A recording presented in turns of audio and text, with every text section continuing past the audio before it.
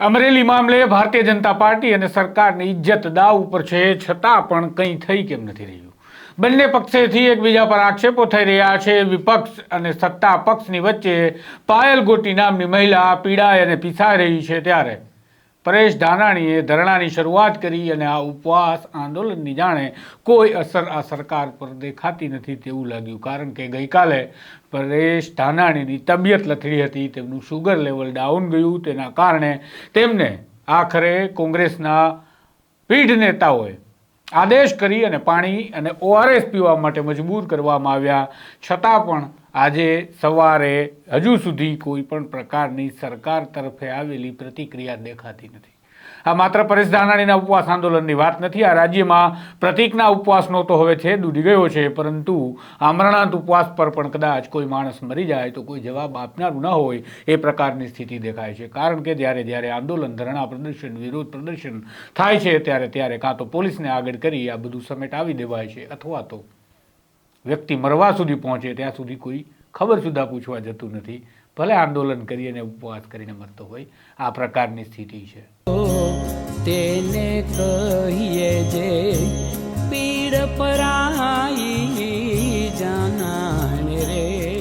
નમસ્કાર, હું છું આપની સાથે તુષાર બસિયા. નવદીપ ન્યૂઝમાં આપનું સ્વાગત છે.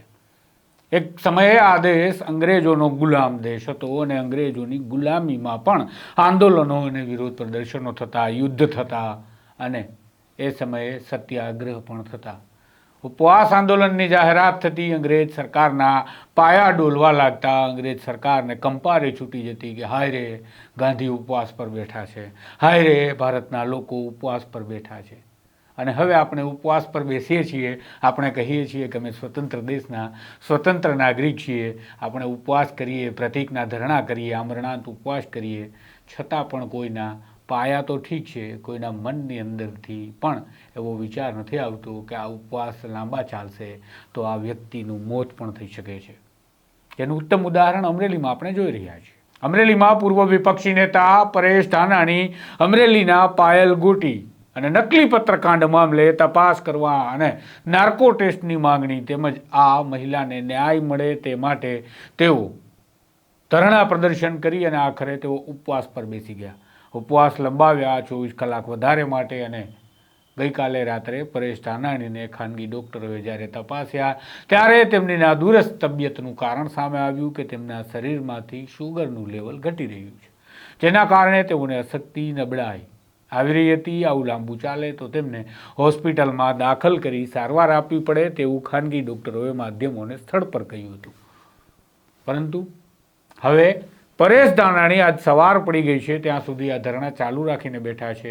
ક્યાંયથી સમાચાર નથી મળતા કે સરકાર કોઈ વાટાઘાટો પણ કરે છે, અથવા તો સરકારે કોઈને મોકલી પરેશ ધાનાણી સાથે વાટાઘાટોની શરૂઆત કરી કે કઈ રીતે આ પાયલ ગોટીના પ્રકરણને અને નકલી પત્રકાંડના મામલાને શાંત કરી શકાય, કઈ રીતે ન્યાયની પ્રક્રિયા કરી શકાય, કેવી માગણી છે લોકોની, કેવી માગણી છે આ મહિલાની, કેવી માગણી છે આ પીડિત પાયલ ગોટીની, તે શું તપાસ માંગે છે.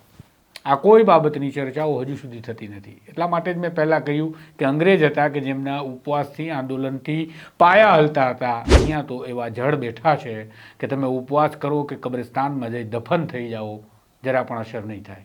નમસ્કાર. વૈષ્ણવજન તો તેને કહીએ જે પીડ પરાઈ